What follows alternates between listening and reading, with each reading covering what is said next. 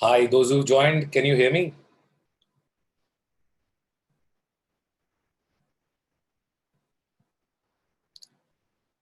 Are you guys able to hear my voice? Can somebody just confirm that on the message?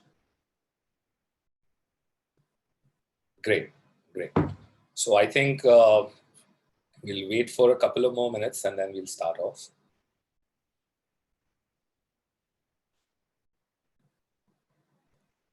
Great, great, great, great, great. Great. Good evening and welcome everybody for this small session on interiors and architecture photography. My name is Anudeep. I'm a mentor for Nikon and I'm based in Jaipur, Rajasthan. Just to start off and give you a small brief about what I've been doing and how I got into photography. So I was, into a usual corporate job. I worked for telecom for almost 15 years. And all these years I was just, just to unwind on the weekends, I was going out and experimenting on something or the other, which was two major things, music and photography. So most of the time I was into wildlife and I was exploring various heritage monuments and all these places around Rajasthan where I started off, where I started having that great interest in, doing this more and more. And 5 years ago, I decided that I'll take this plunge out and, quit my job and move out and, experiment whether I can be a full-time photographer. So 2016, July, I take this call and, started a small venture called Photo Wala, where we are doing a lot of commercial photography work, which includes weddings and interiors and product photography for various clients and based in Rajasthan and all other places. So today's discussion, how we're going to frame it. So I'll just start by sharing the presentation that I prepared for you all. So just give me a minute.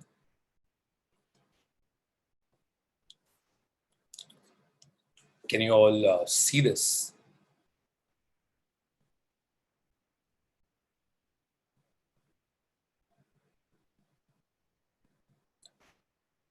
So we will be speaking in English and Hindi both because, we have users from all across the place.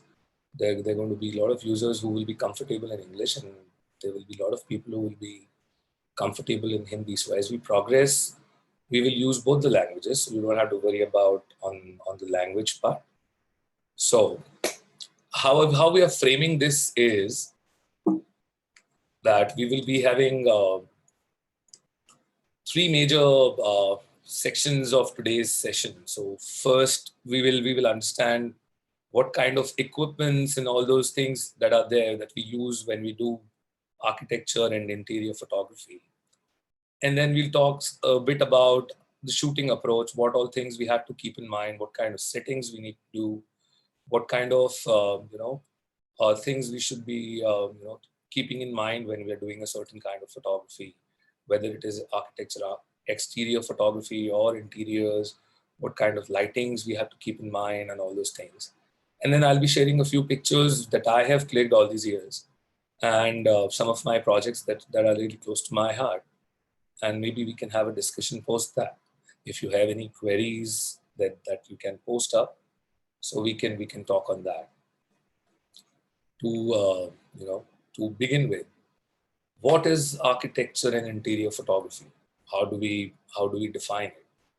So looking at on the internet, when we generally search for any kind of definitions, Quora is the most favorite spot where we go. So what does Quora say? Quora says that architectural and interior photography is the photographing of buildings, similar structures and interiors that are both aesthetically pleasing and accurate representations of their subject.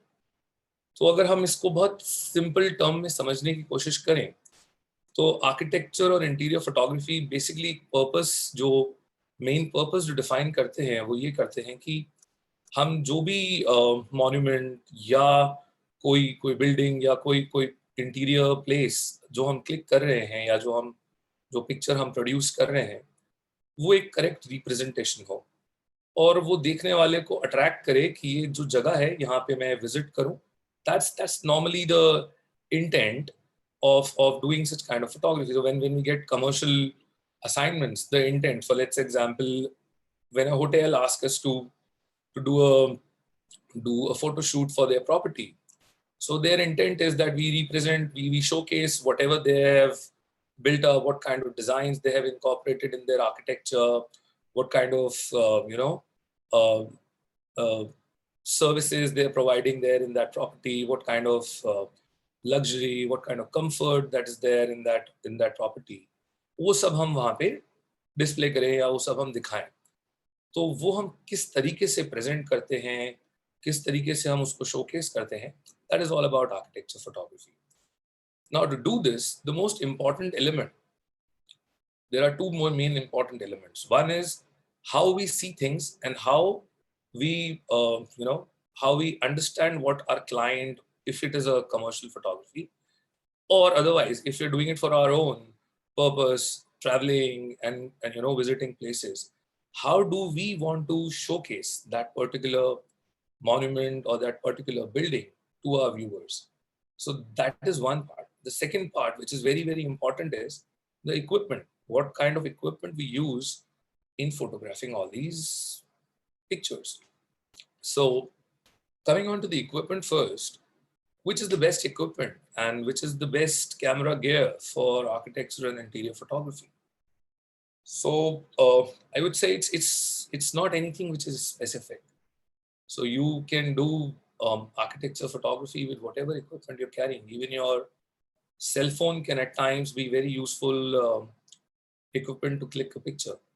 But when we're doing it for commercial purposes, when you're doing a commercial assignment for a client, then we need to make sure that we have a certain grade of equipment, a certain kind of lenses, which helps us to produce the kind of work that our client wants us to.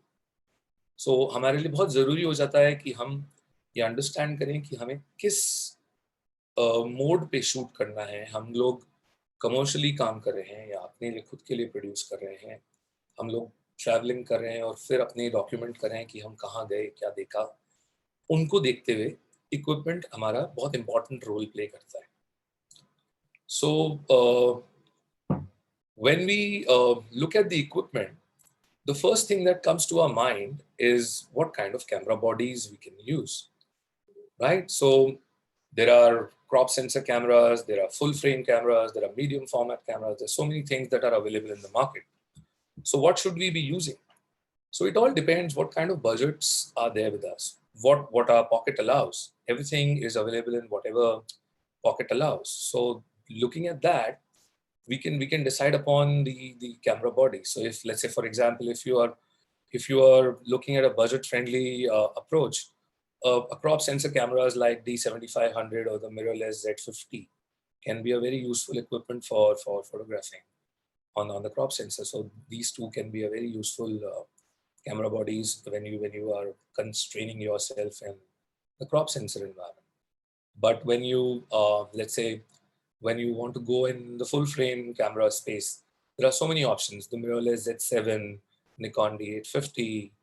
These are the cameras which are like the most sought after when we talk about people who are doing architecture and interior photography from DSLRs and mirrorless cameras. Now, a basic thing that comes to our mind after finalizing the camera body is the lenses. What kind of lens we should be using? And when we look at majority of the photographs for the monuments and for the interiors and all the spaces, the living spaces that we see, we usually realize that the wide angle or the ultra wide angle lenses are something that we would be needing. Yes, that's a very, very important lens format that should be there in architecture or a landscape or a interior photographer. But not only those, there are times when we have to shoot very tight, when we have to go close into the subject, when we have to isolate a certain corner inside a room.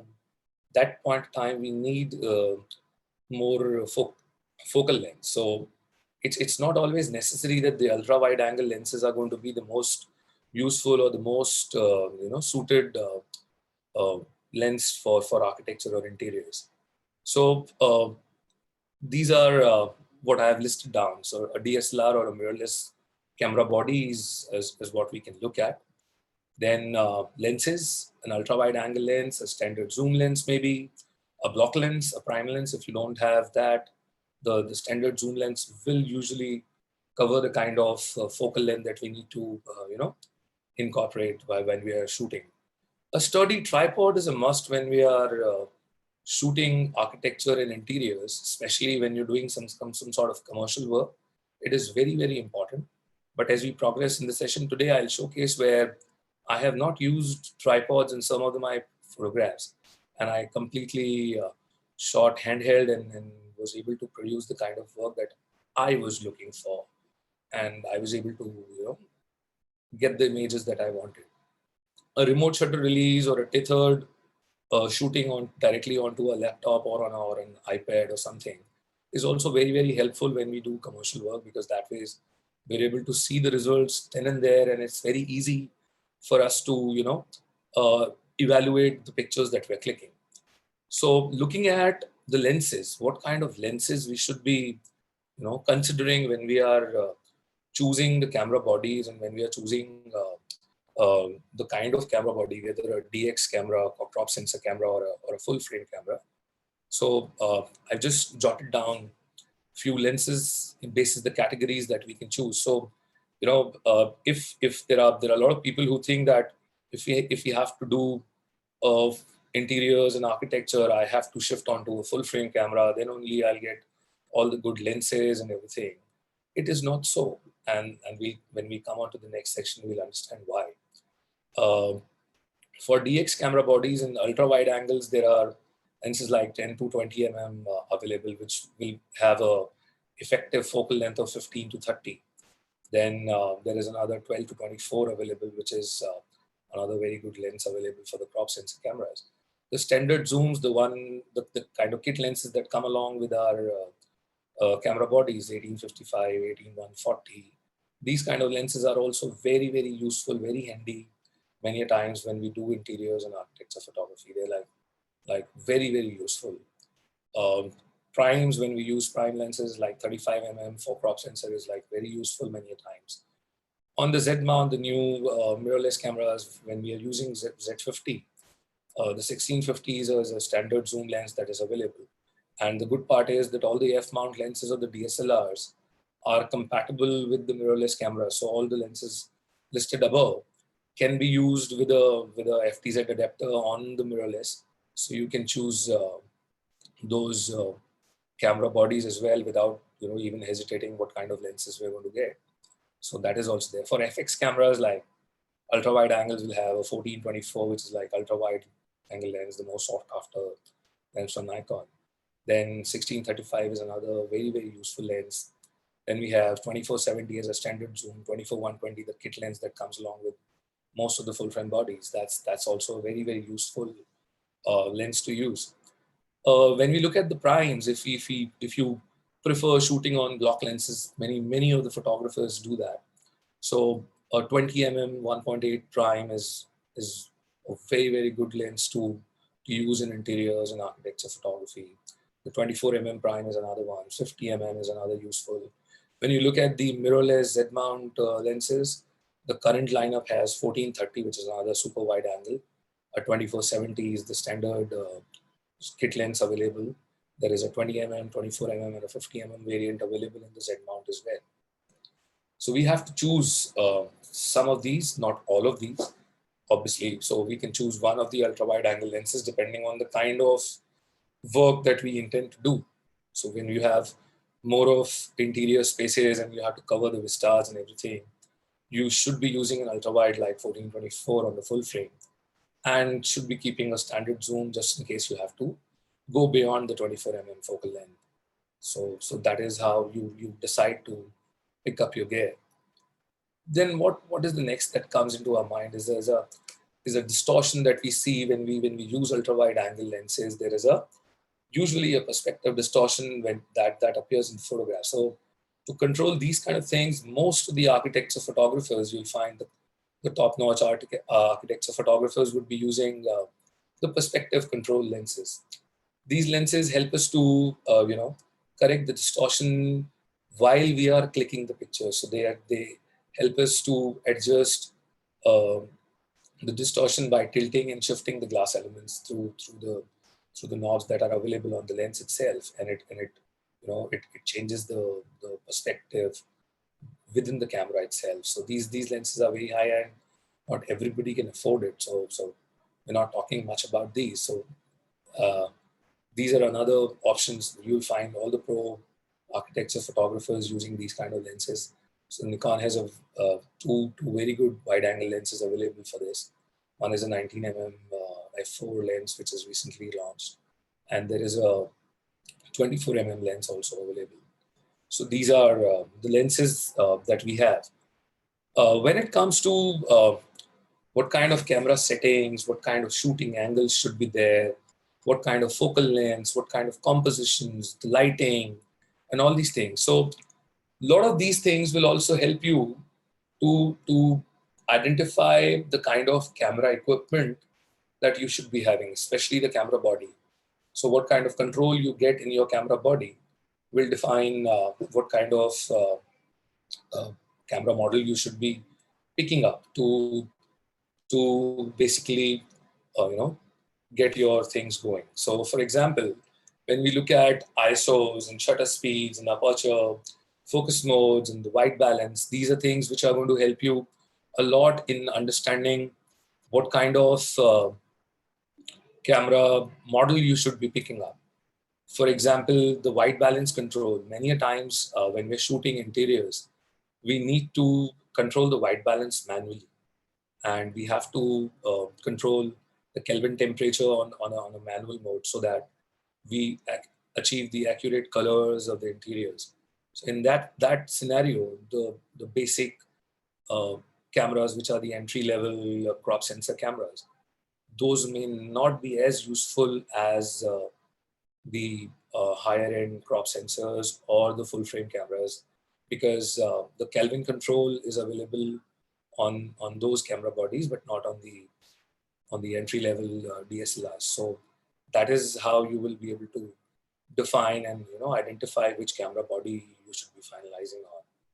So looking at the next things, like what kind of how should we approach? So here I'm showcasing an example where how do we achieve a certain result. So usually when we click an interior or an architecture shot, we generally try to bracket our shots. So what exactly we do in the bracketing is that we, along with the normal exposure, we click, exposure bracketed pictures instead of clicking only one shot, where there are, overexposed shots and the underexposed shots along with the, the correct exposure ones, so that we are able to, pull out the highlights and the shadow areas, so that the entire detailing in the image is achieved. So these are generally the high-end HDRs that we generate out of these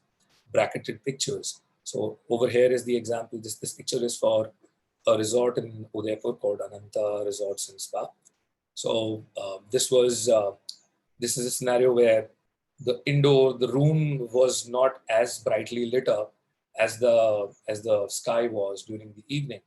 So clicking a simple one shot, if you look at the third picture here, this is the on the right side from the top. If you look at the third picture, that's the correct accurate exposure. When we say the good exposure, this picture is that. So you hardly can see anything on the interior part of that in that in that image. But if you look at the top one, that is the overexposed image by at least 2 stops. So it is accommodating almost 4 times light than what that third image did. So you have quite a good amount of detail in this particular section where where the couch is and the interiors are visible. So that is how we overexpose these pictures. So there is the second one is almost twice the amount of light of the normal exposure. Then there are underexposed images where we are exposing for the highlights. So where what essentially I did here was that I exposed for the sky and the clouds so that I get proper detail there. So if you look at the top image and compare it with the bottom one, you can easily see that in the top image, there is hardly anything visible outside the window. There, everything is turning out to be white. And when we look at the bottommost image, we can't see anything indoors, but the sky is visible properly. So when we have these kind of image sets with us, we can then, in our post-processing softwares like Adobe Lightroom or Adobe Photoshop, we can merge these pictures into a high dynamic range image, and then process them to achieve the final result, which is showcased there as the big image. So that's how that is one thing that we have to keep in mind when we are doing interiors. We have to be on a bracketed mode. We usually have to do an exposure bracketing, and the exposure bracketing also depends on the kind of variation or the dynamic range that we see in the scene that we're clicking. So over here, like, there was extreme contrast. There was the sky and everything outdoors was very bright, and the light inside the room was very, very dull. So to achieve a balanced result, I decided to choose a 5-shot bracket to achieve the final result. And later on also, after converting it into the HDR image, we still tweaked and pulled out some shadows in the post-processing. So that is how we decide. At times, that, when you don't have that much of variation in the light, you can choose to achieve only this result by only clicking a bracket of 3 images. There are times when we have to go as high as 9 shots to achieve the final kind of results. And usually the bracketing plays a role when we are, you know, clicking these kind of shots where there is so much of variation. Next, when we talk about the important element when you click interiors is deciding the shooting angle and the perspective. So here there are 2 images which I clicked for a same room inside the Ananta resort. Essentially, that's the same room that we've been showcased in the previous image as well. So over here, if you look at, there are 2 different angles and showcasing the same area in 2 different perspectives. So there is nothing right or wrong, as I would say, because there is no rule as such that you should not be shooting straight and you have to shoot only through the corners and only through an angular approach has to be used. Nothing is defined as a rule as such, but it is decided in basically it is decided on the basis of how you want to create a perspective of that particular place. How you want to showcase that space is what matters. So usually, if you look at the second image on the right, so when you look at this, this is clicked right from the center of that angle, and it's a straight front angle of the window. So when you look at this, it looks more like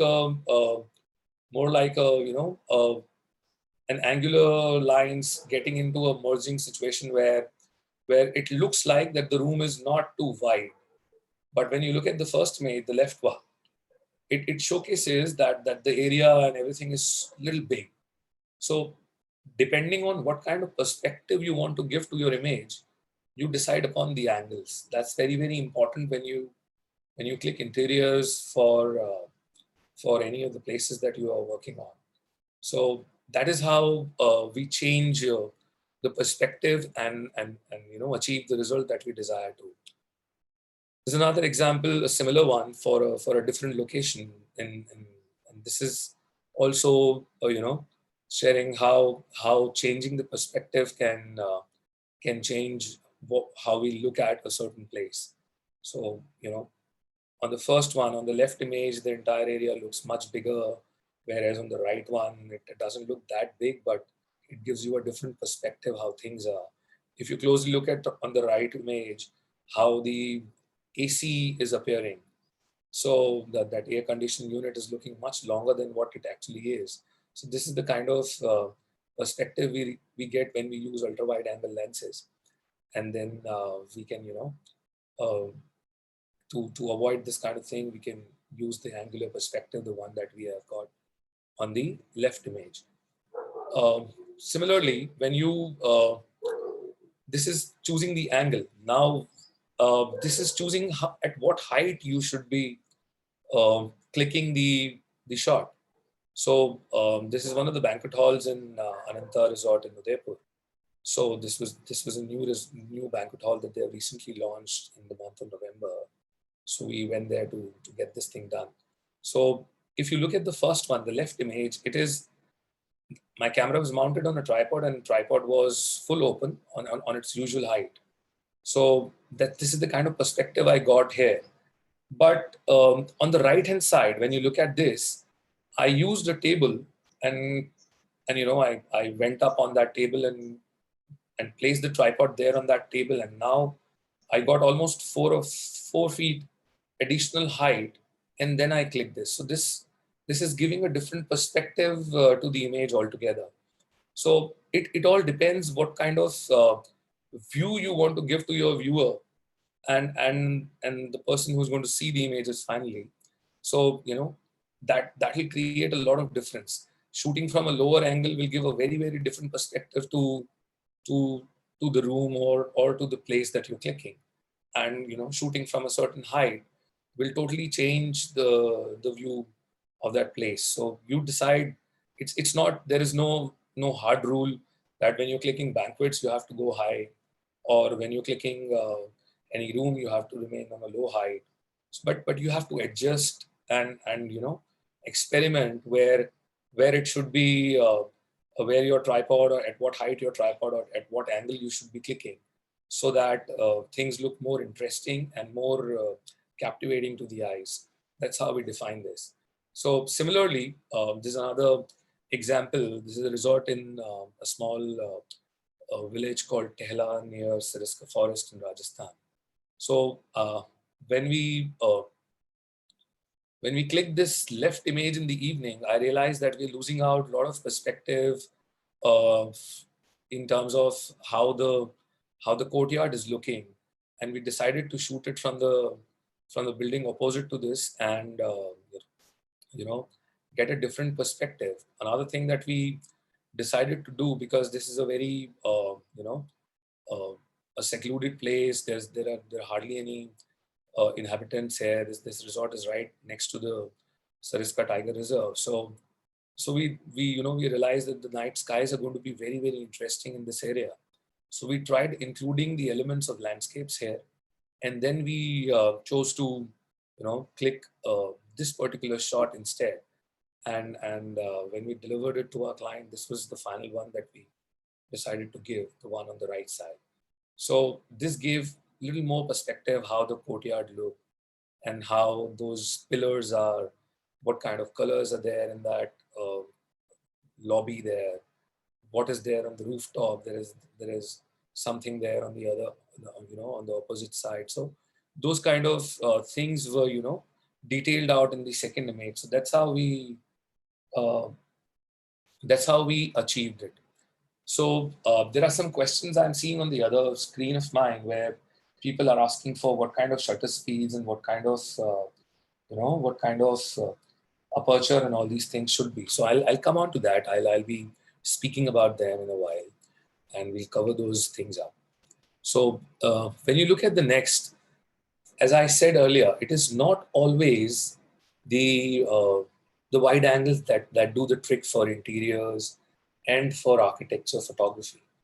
Many a times you have to click close-ups. You have to, isolate and create a perspective of a certain area or a certain corner inside a cafe, maybe, or a restaurant, or the room itself. So both these images that you see here on this screen, they've been shot at a focal length which is not a wide angle. So the left one is shot at 55 mm, and the other one, the right one, is shot at 85 mm. So I categorically decided to go tight on both the images and create a perspective of highlighting this particular corner, which is there in a cafe here in Jaipur. So many a times you'll realize that going wide would not serve the purpose, and you have to go tight. So that is the reason why when we started off, I emphasized that there are there are standard zoom lenses also available. So both these shots were clicked on a 24-120 lens mounted on a Nikon D850. So so we'll move to the next. Compositions, what to include and what not to include. So many a times we have to analyze what kind of elements we have to skip out in our shot, and what all things will make our picture look more interesting when we click a certain shot for a place or a room or whatever. So these pictures are for a club here in Jaipur called Trove, and this was one of the pre-launch shoot that we did for them. So the first image, the left one, is showcasing the entire DJ console there, and then you can see uh, the bar visible on the in the back there. So why I decided to use this, because this is essentially a disc where a lot of people will be coming in for the music that they play, live music that they play on the weekend. So we decided to use this interesting set of buttons and the console of the DJ to create some sort of perspective with it, and then used angle as such that it still captures the details in the bar, and it is visible there. The second image also captures the bar and also showcases that there is a space to sit around and there is a specific section available on the right side. So these are the kind of things that we choose. So essentially, when you are doing, especially when you're doing a commercial assignment, ideally you should be going to the place which you're supposed to shoot, do a proper recce of that property or that cafe or whatever you're shooting, identify the important elements of those places, and then decide what kind of angles you would be choosing, what kind of frames you're going to choose, what kind of compositions you're going to make, and then you start producing your work. When we There's another thing on the composition, what to click at what time of the day. So look at this image. This is a township here in Jaipur. So we were supposed to do some work for them for their hoardings that they were planning to come out when they were launching this property. And when we went there for the first day to look at the entire place, we realized that this entire clubhouse area is very, very interesting, and rest of the place was still under maintenance and still under final round of touch-ups. So and we realized that when we click this at the time of twilight, or maybe just around the time when the sun is setting down, that time it is going to create a lot of interest in the building. So we decided to skip that for the first day, and then we went ahead and uh, get this shot done. On the second day, we waited for this particular time, placed ourselves, we did a recce in advance that which angle we're going to use so that we highlight everything out, and that is how we did this. So it is very important that you decide at what time you're going to shoot. Like if you recall the image that I showed earlier for that resort in Sariska, when we realized that the night skies are going to be very, very attractive with a lot of stars visible in the night, we decided that we're going to click the courtyard in the late evening or late night. So that shot that we clicked that time was roughly around 12:30 in the night. So that is how you decide what kind of things you're going to click at what hour of the day, what time of the day. So similarly, the lighting. You will find a lot of tutorials on internet, a lot of people sharing a lot of tricks and tips in terms of, using flashlights, using artificial lights. There will be a lot of people who will be suggesting to switch off the lights of the rooms when you're clicking and then create your pictures with natural ambience and all this stuff. So these all things are all right. It all depends and boils down to what your client wants. So places like cafes and these clubs and everything, they have very attractive lighting, and that is what highlights the entire place. So you have to use that. And many times you have to mix the ambient light and the artificial light that is there in the setup. So both these shots we clicked in the twilight hours, and we decided to use the blue skies and still highlight what the artificial lights look like, and how we get the feel of that place. So lighting is another important element. So let's say if there are certain lamps or something lying in the room, maybe you may decide to switch it on, or you may decide to switch it off. And over here, the things like your white balances, your apertures play a very, very important role in terms of finalizing, and in terms of achieving the right kind of appearance of that place. So or that light source that you are clicking. So that's very, very important to remember. So now, when I come to that question, that what should be the shutter speed, what kind of settings we should be doing. So just to have a small talk on that maybe. So ideally, you should be clicking everything on your tripod. Your camera should be mounted on a tripod, and it is very important to choose your tripod very, very carefully, because the tripods may make or break the game in architecture, especially when you're shooting bracketed shots. And the reason, another reason why, because uh, all the wide angle, ultra wide angle lenses usually will be heavy, more than 1 kg in weight, maybe many a times. And the camera also has a weight. So a basic thumb rule that I have learned through all these years is that camera weight and the lens weight combined, your tripod should be at least be able to, handle 5 times the weight of that equipment that you're going to mount on your tripod. A carbon fiber tripod is more sturdier and lightweight, so that helps you a lot.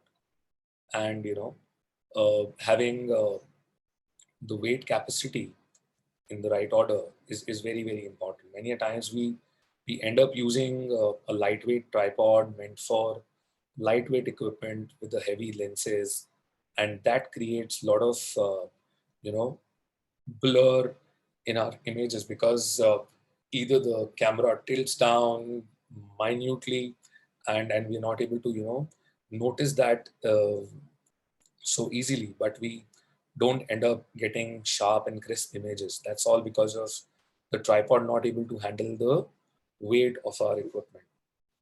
So that is very important. And as far as the shutter speeds and the settings goes, so when you're shooting wide angle, we should remember that wide angles lenses have a very wide depth of field. So when we say depth of field basically area which comes into focus at a certain focus range. What kind of area would be in focus? Normally, a wide angle lens will have a very wide depth, and everything from the foreground to background becomes sharp, even on wide open apertures like 2.8 or f4. It all depends at what distance you are shooting, and which subject, at what distance the subject is placed. So usually when I shoot, my first thing is to roll my ISO down to the bottommost levels where I can go, because the lower ISOs will produce better colors, and the richness in the colors are going to be much better. The noise levels in the image is going to be very, very low in that, so that helps. So first thing that we do is we roll the ISO down to, let's say, whatever the lowest possible is there in my camera. So cameras like the 850 can go as low as 32 ISO. So we will choose that, or maybe ISO 50 or 100, that whatever your camera suggests, because you're shooting on tripod and you're shooting maybe with a shutter release or self timer modes. So you generally don't have to worry about the long shutter speeds, because whatever you're clicking is a still subject. There are things which are not moving. So and if you have a sturdy tripod, you are rest assured that even on a long shutter speed, things are going to be crisp and sharp. So first and foremost, you decide to choose your ISOs. Second is, depending on what kind of details and what kind of area you're clicking, you will try and achieve the aperture value. So generally, shooting on a low, smaller apertures, will produce crispier details on the foreground to background. So we generally revolve around apertures in the range of f8 to f11, f13 at times, depending on what kind of area we are clicking, what kind of, if there is a huge room or my focal length is not ultra wide, then probably I'll use higher or I would say the smaller values of aperture, which would be f13 or f16 maybe at times. But usually we hover around f8 to f11, f13. That is where we generally work on. And we don't bother about the shutter speeds usually because we are on a tripod and the camera is mounted there. It's going to be staying fixed, not moving from the tripod. So at times we don't bother much about the shutter speed. So shutter speeds can be as low as 2 seconds or 4 seconds, 5 seconds at times. That's all okay. When you do bracketing, at that point in time also it's not too much of worry because if you're getting a shutter speed of 2 seconds on your correct or on a good exposure, then overexposure will bring maximum 8 seconds as a longest shutter speed, and the faster shutter speed would be like 1/4 of a second maybe. So that is how we decide upon the settings.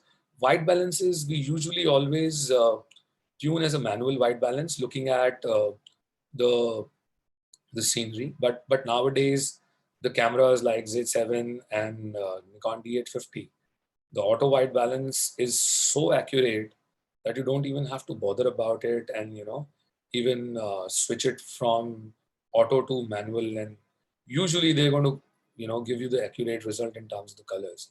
And it is very important to shoot in raw formats when you're doing these kind of pictures on a camera which is not having a manual white balance approach, or that feature available, because when you click on raw format, you can change the white balance. You can dial in any Kelvin temperature in your post processing on the raw files.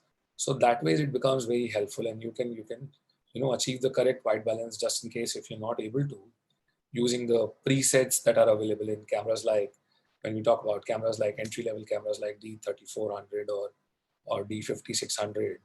On cameras like these, if you're not able to, so you don't have that option of using a manual Kelvin temperature control. So in case you want to, go there and do it, you should shoot on the raw file mode, raw images, and then you can do that and correct that in post processing.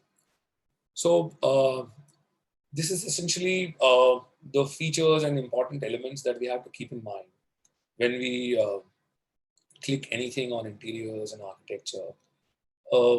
Another few things which are very, very important here is keeping in mind the symmetry and the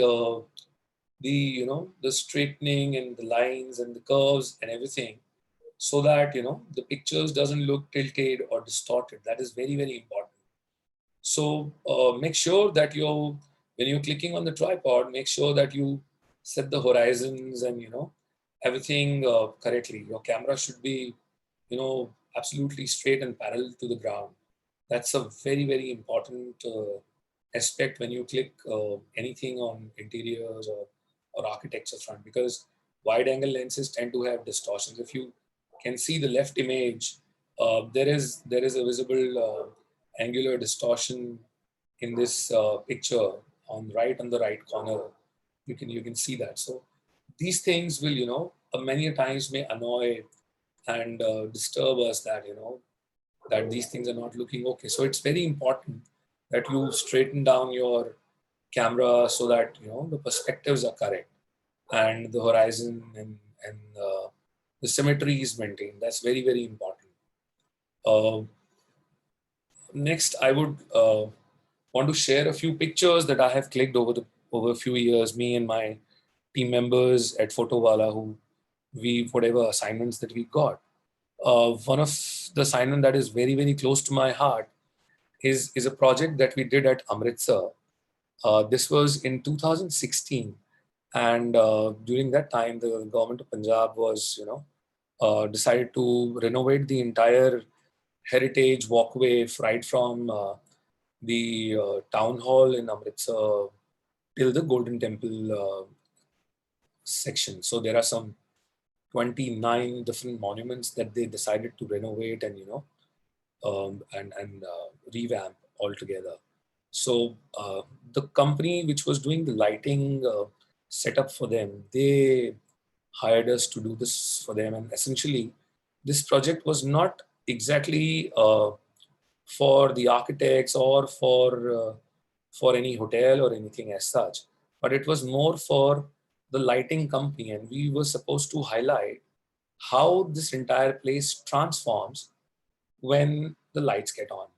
So our objective was to showcase the lighting, not the architecture as such, but naturally when you are clicking the lighting details, the architecture itself comes around.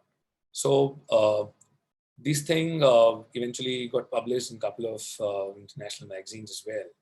So this is what we did. This is the town hall, and the task that was given to us, that we were supposed to click whatever there is. So there was a lot of civil work going on here, and we were not supposed to do any kind of touch ups or anything, remove any object or clean up any area. We were asked to click whatever it is in whatever condition, and we just came back with this. So, and if you guys have if you guys have visited this place, you would realize that Golden Temple area is so much visited by tourists all around the clock. In any given time of the day, you will find so many people there, whether it is day or night. So our time slots used to be like, we we went there on the first day and we were not able to even click a single shot because there were people all over. And that day we decided to stay awake and analyze which hour of the day is least crowded. So it came out so that 2 o'clock to 3 o'clock is the time where there are least amount of people there. And it was winters, December month, and it was like almost 2 or 3 degrees temperature was that low, and we decided to shoot in the night. So the important things that helped us was the sturdy tripods, because and the remote release. So so that ways it helped us. So this is what we did there, and our entire intent was to showcase how the lighting setup. So if you now look at this image, there is this tractor standing right here, and we decided, for a while we waited, but because we knew that we're supposed to shoot everything in a natural setup, we did it. But if we were shooting the monument here, my objective would have been, I would have asked the guy to move this tractor, and it should not be appearing in my picture. So remember, when you're clicking anything outdoors, any kind of distractions that you get, you have to get rid of them. So generally, that's how the approach says. So this is how we got few shots, and we showcased the entire place. So if you look at the image on the left, this is how we decided to click, because if we would have clicked it with an ultra wide angle lens, there would have been a perspective distortion on this left building, but we decided to shoot it from a distance so that we're able to control the perspective and then showcase it in the right order. And on the right side, if you look at it, so we are actually highlighting how that light is getting beamed onto that monument. So this is how we did it. We were working. So this was the approach for us. Some real estate projects that we have done here. So, this is how, this was a farmhouse here in somewhere near Jaipur. So this is what we clicked. This is again the same place that I showed earlier, that clubhouse of that society that we clicked. Again, the farmhouse that we got done. This is one of the interiors of a upcoming apartments here in Jaipur.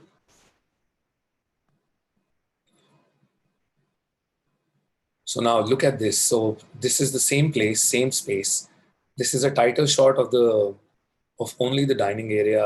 I'm only highlighting how the dining area looks like. Look at the sky in the window area.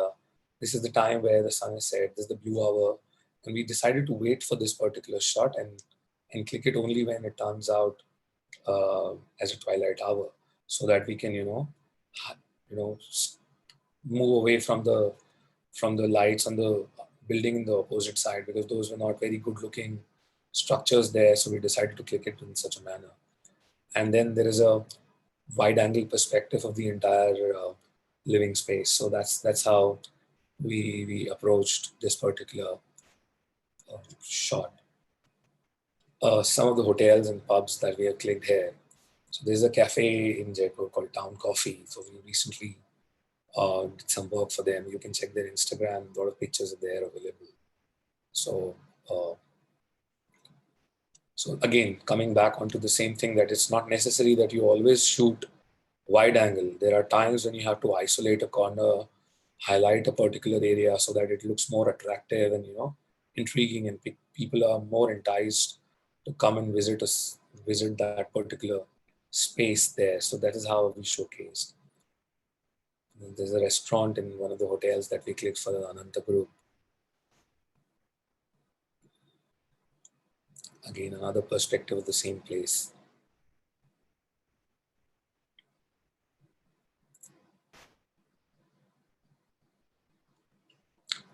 Showcasing the exterior section from a balcony of a room at Ananta Resorts in Udaipur.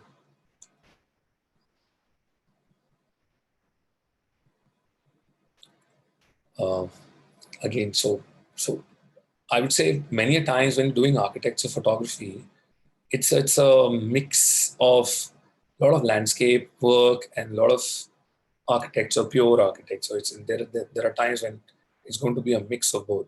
So this is a new section that was coming up in this resort, and the entire surroundings was so serene.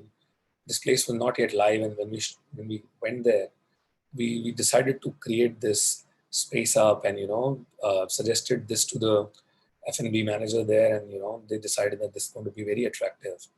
And I'm categorically choosing this image. I don't know whether you guys will be able to see the detail here or not, but try and focus on the candles that are there on the table. So because this was a exposure bracketed shot, look at how the light on the candle appears. It's not going to be very, very attractive. So this is another, and the reason, there's the picture that which I have not given to the client, only because of this reason. I decided to shoot only a single image later on, because I was not able to get the light properly on the candle. So the exposure bracketing may result in such kind of things when you have this kind of artificial lights, LEDs, or things like that. So make sure that you guys are, checking all the surroundings, the room, everything, what kind of lighting is there. Usually LEDs will ruin the light effects in a bracketed shot. So make sure that you achieve that result with either some sort of layer blending in Photoshop, where you highlight only the correct single exposure one and replace that. So usually a very typical job. Somehow, personally, I don't like doing this kind of work and doing a patchwork on an image. But if a client wants it, that's all good to do. There's another shot in the evening where we're showcasing a outdoor restaurant for them. There's a resort. So again, this place demands or the client always sell this. The selling story of this resort is how the night skies look, and how you're able to see the Milky Way galaxy, and how you're able to see innumerable stars in this place. So our intent and the kind of input that we received from this resort owner was this only, that we have to highlight and showcase the entrance of the resort, because that is where they have highlighted their property a lot, and you have to showcase the stars, and then this is how the property looks like. They love calling their property as a 1,000-star property just because of this reason. So we decided to to click this picture late in the evening at 1 o'clock in the night maybe. And that's how we achieved this kind of result. And the kind of lights that you see on the building. So this was a long exposure shot, and these lights were switched on only for a fraction of a second so that they don't burn for that long exposure. This picture was clicked for roughly around 8 to 10 seconds, and these lights were switched on only for a fraction of a second, and they were switched back off. So that's how we achieved this particular, and this is a single shot, not an HDR or anything. So that's how we achieved the result. Similarly, this is during the twilight time. Sunset just happened, and that's how we were getting the colors there. I showed this shot earlier as well.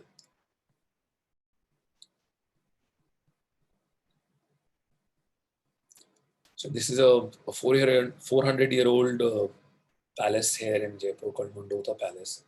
So they also had a similar story.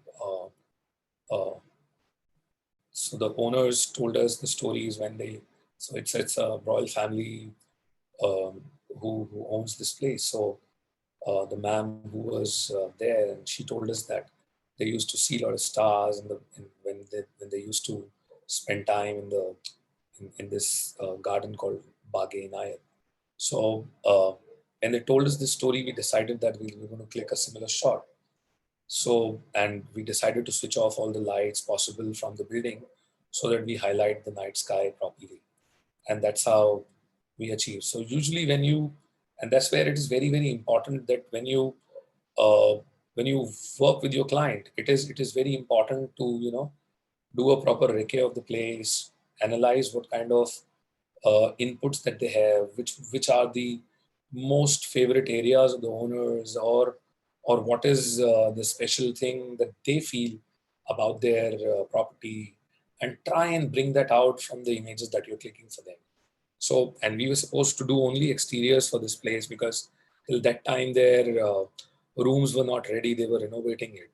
And then we later on went there to do their rooms as well. Like this, another perspective. And we clicked this from a drone. So there was no space for us to, go and click this from this particular angle. So we decided to use the drone and then click this shot because we wanted a perspective like this, a angle of view that we discussed earlier, that what height I wanted to give so that, the things look at a certain different perspective. So that's why we used a drone here and clicked this particular picture.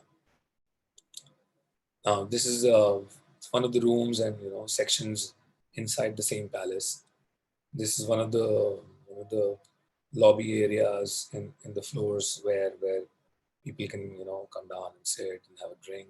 So this is a very, very beautiful property. This is one of the only property in India where they have a private golf course, a polo ground and a hilltop fort. So we have covered all the three sections for them, and we still do a lot of work with them. One of very, very favorite clients of ours. So, and now I will come to break a lot of myth now. So I've been saying that it's very important to shoot on tripods and shoot on lower ISOs and all those things, but it is all as a frame of mind. So I recently did a trip, and this trip was in a area called Shekhawati in Rajasthan. It's a very, very beautiful place in Rajasthan. There's some set of 6, 7 towns which are collectively known as Shekhawati. Many of you might know about it. Places like Jhunjhunu, Sikar, Fatehpur, Mandava, and all these places. So I was there for with Vinay. Vinay will be taking a session tomorrow on street photography. He might showcase some of the pictures that he clicked there in Mandava and Fatehpur. And I was with him. His interests was street photography, and mine was clicking all the heritage Havelis, and they're basically lost Havelis, abandoned. Not many people are still occupying those places, but they have some amazing frescoes. So the next set of images that I'm trying to showcase, I was not carrying my tripod here, and because of that, I didn't had any option to click HDRs or click on a low ISO.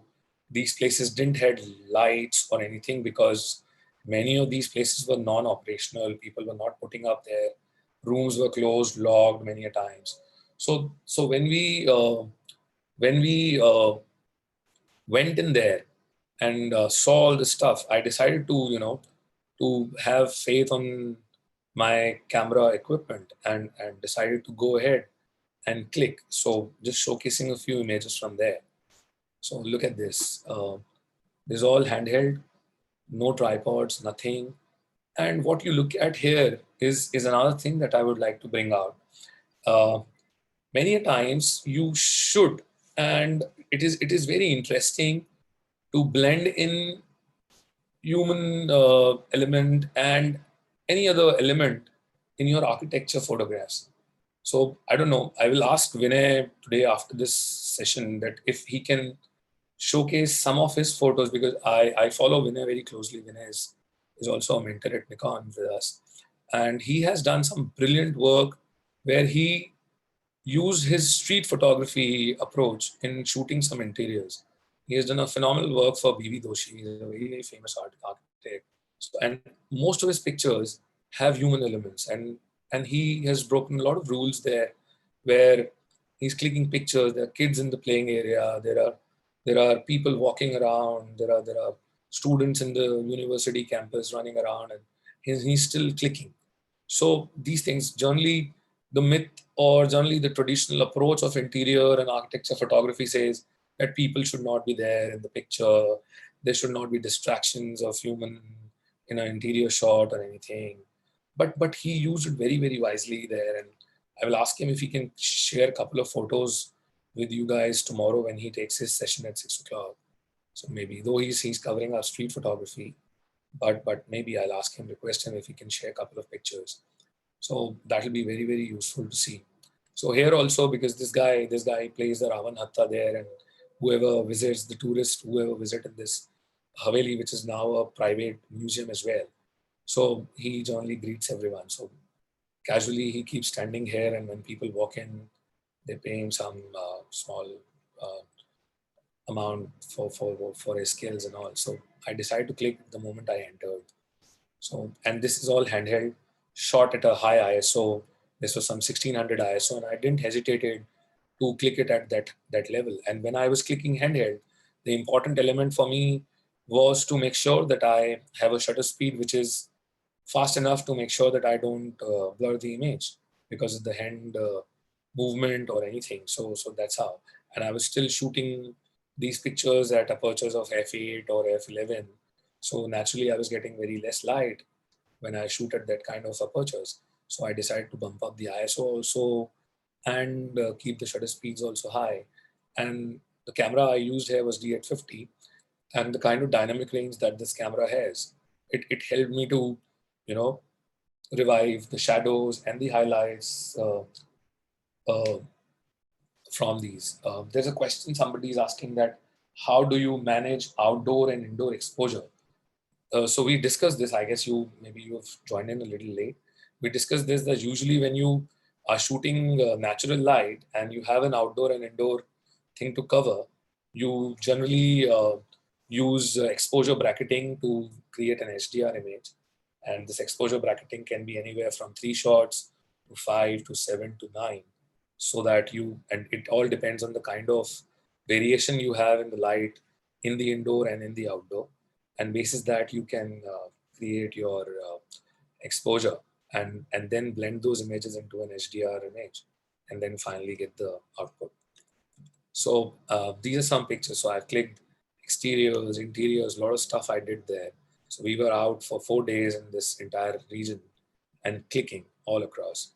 So look at this. Now, if you look at it, I didn't have any option to control anything on the right side of this shot. The sun was, making this particular area to be on a very, very harsh light, the right side. And I didn't have any option, but there are two ways. Either I skip it, don't click it, come back and, take permissions for a tripod, get it and then click it, or click it now, get the things done, and then move on. So I decided to click a single shot, underexposed it to whatever level I could, and then pulled off all the shadows from the remaining areas and the post-processing. So that's how I got this thing done. And the camera equipment helped me to, so this camera actually helped me to get the colors and everything right. So somebody is asking, did you work for any architect? So I worked for a couple of them, but most of the time I've it's not always the architect. There many a times we work for different vendors. So the people who are supplying the lights in a project, people who are getting the fixtures done like the doors and the fenestration work being done by a certain client. So we work for them. And there are times when we are working for the final owner, the property owner also at times.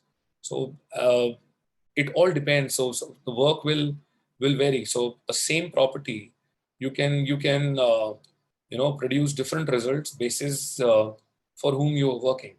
An architect will look at things in a different perspective, and he would ask us to produce things in a totally different manner.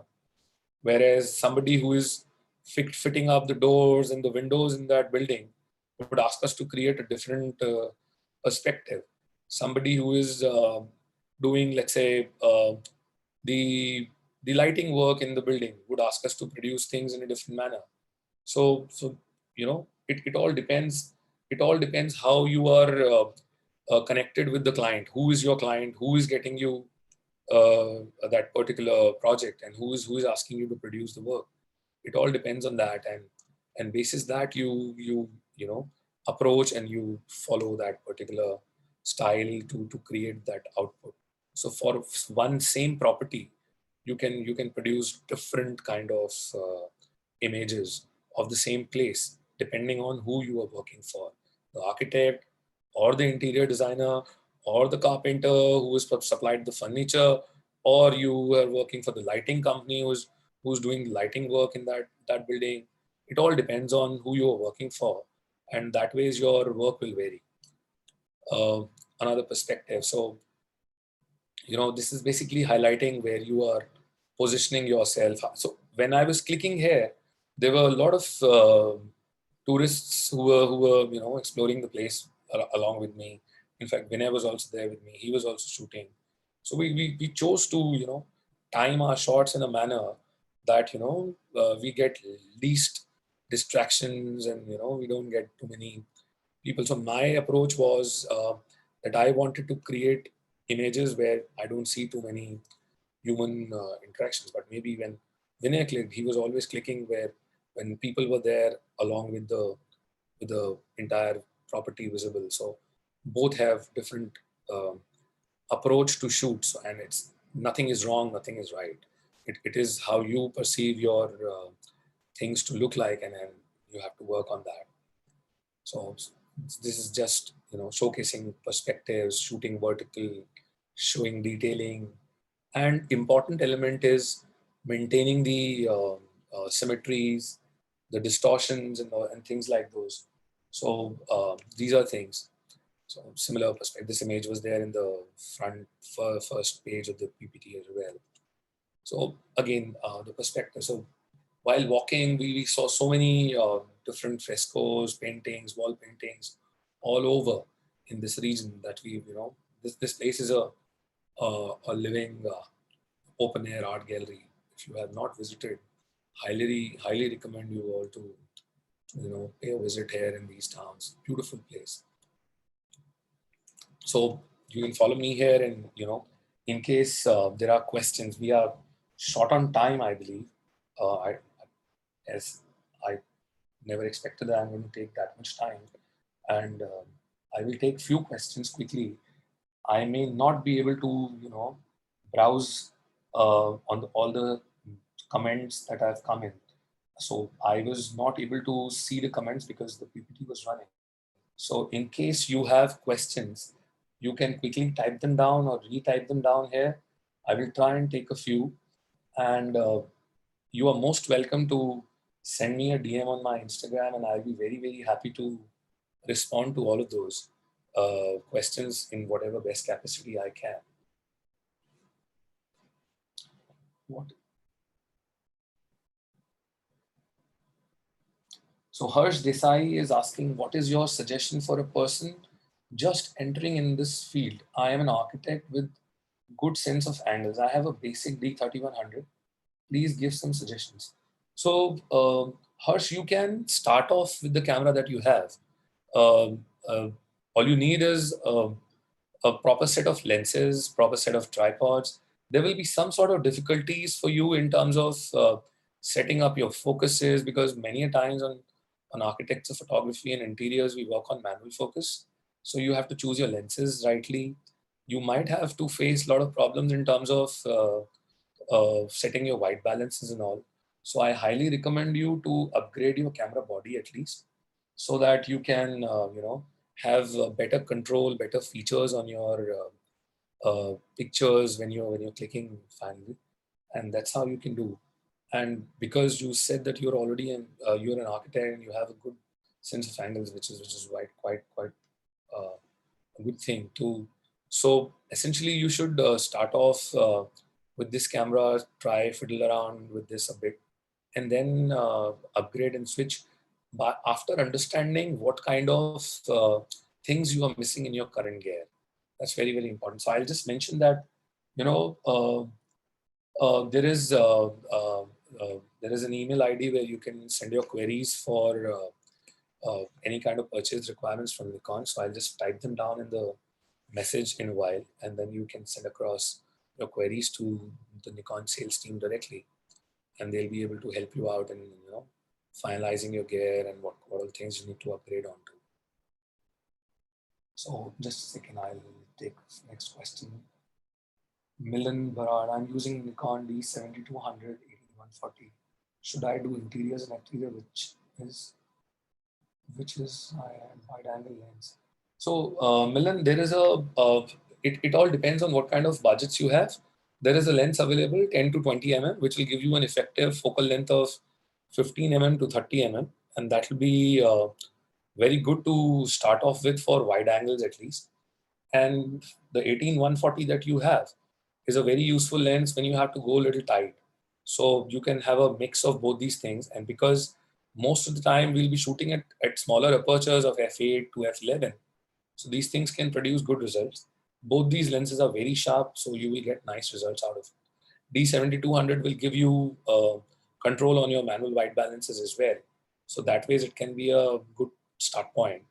And later on, you can, once you are good on this and you wish to evaluate the full frames and the mirrorless cameras, you can do that. I even saw somebody asking mirrorless or DSLR.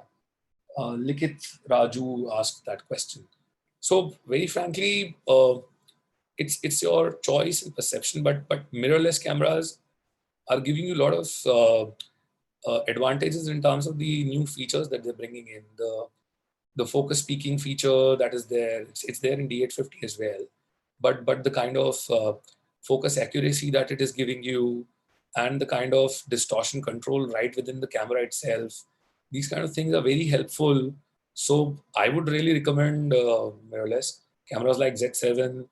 Z7 is like a beast. It is quite similar to what 850 is, and I'm using both the cameras. So they are like super cameras in terms of doing architecture and interior, especially when you know that your photos will be going out in print and they will be blowing up on hoardings or any places like that, because they have a huge megapixel count, 45 46 megapixels.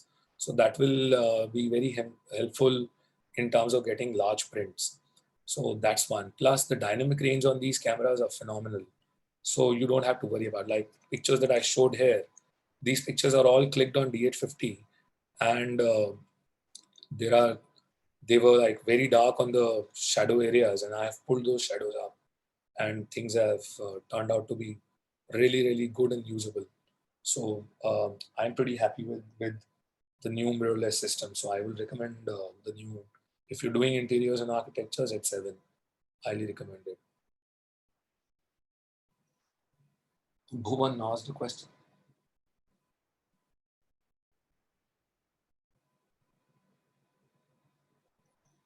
So Bhuvan, artificial stretch is all post-processing, buddy. So when you control the distortions on your images, there are times when you have to, readjust the perspective of the structures, and that's where you have to stretch your images or contract them a bit so that the perspective looks correct. More of a post-processing thing. So I'm not taking post-processing here, but we can take it offline if in case you wanted. But usually we have to use when we use these tools for distortion controls and perspective controls in post-processing softwares like Lightroom or Photoshop.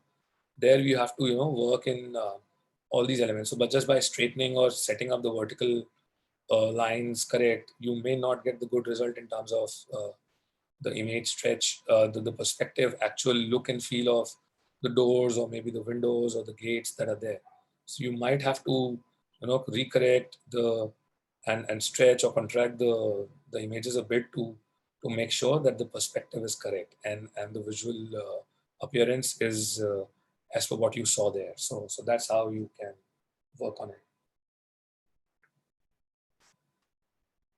So Ruchi is asking that she's considering to buy a Nikon D5600. Is it a good for a start? I have a good sense of framing things. Ruchi, yes, good. D5600 is a very good camera to use. In fact, I also keep one as a backup body when I'm casually traveling, so it generally remains in my car. But I would also recommend you to look at the new Z50 that has come out, the mirrorless version of the camera, because that'll make it a little more compact, more advanced, little more advanced than that. Though the pricing difference might be there, but very highly recommended. Though these cameras are not very high megapixel count.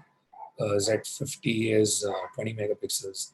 So in a way, good, because you'll be able to get better control on the high ISO levels, and you will not see as much noise on high ISO levels. But still, Z50 can be a very useful camera. So please consider basis the kind of budgets you have, and then you can maybe choose to finalize on the gear. But D5600 is a good camera to use. You may not be able to get the manual white balance controls on that, but on Z50 that will be available. So if white balance control is very important for you right when you're shooting, then I think you should be considering a camera like Z50 or Nikon D7500 if you want to stick on to the DSLRs. But otherwise, Z50 is a brilliant option to use. Uh, sort of. Which tripod would you suggest for a beginner? I am just starting with photography and would like to invest in a sturdy and durable tripod. I am using a brand called Leo Photo. I've been absolutely amazed with the kind of quality these tripods are giving. They're phenomenal in terms of their sturdiness. They are very good in their systems. The ball heads are very unique. Their controls are pretty quick. It hardly takes any time for me to set up my tripod. They're very lightweight. I'm able to carry them anywhere, even if I'm doing any kind of wildlife excursions. I'm able to carry them nicely. Their weight capacities are pretty good. So I would recommend brands like those, Sirui, Leofoto. These are the brands I would recommend. But it all depends and boils down on what kind of budgets you want to put in and what kind of equipment that you're using. As I said earlier, what kind of equipment and what is the total weight of your equipment. Choose your tripods basis that. So usually the weight capacity of a tripod should be at least 4 to 5 times of the total camera weight, that camera gear weight you have. So let's say, for example, you're using a Nikon D850 along with the 1424 mm. Your camera body weight is going to be roughly around 2 kgs. And if you have a tripod which can take anywhere 14 to 15 kg weight capacity, that's a perfect combination to use. Also depends on what kind of features you get in your ball heads or panning heads or tilt and shift heads that ways. So I hope you answered.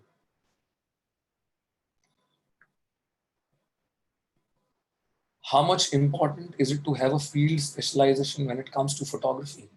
Zero.